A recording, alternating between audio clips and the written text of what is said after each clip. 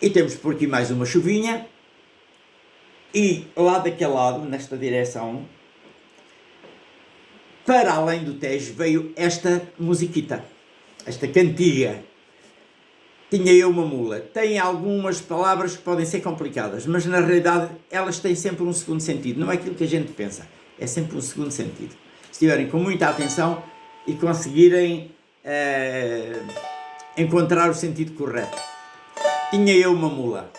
Tinha eu uma mula que era forte, que era dura, que a grande cavalgadura, mais potente do que o macho.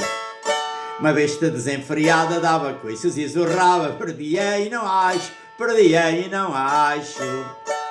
Vamos lá então.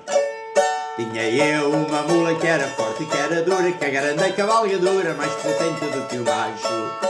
Uma besta desenfreada dava coices e zurrava, perdia e não acho, perdia e não acho.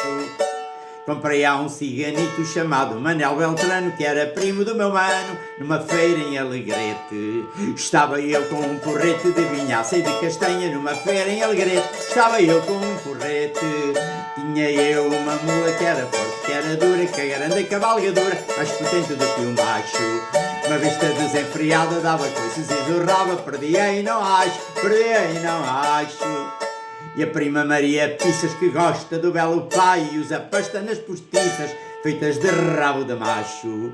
Com os olhos esbugalhados, ria-se toda desdentada, quando a mula zurrava, só quando a mula zurrava.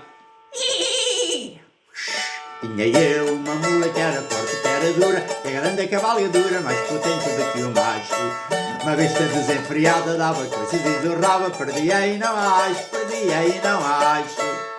E o gaiteiro Zé Manel, que metia a mão no guito, controlava o carrossel da mãe da Maria Pissas. A troco de quê? A troco de umas noitadas e de umas fortes gaitadas no jardim das hortaliças, no jardim das hortaliças.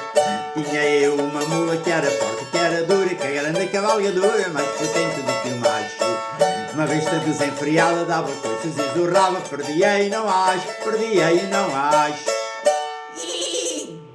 E o primo ciganito, jeitoso pequenito, que gostava de gingar com as virgens lá dos bordéis.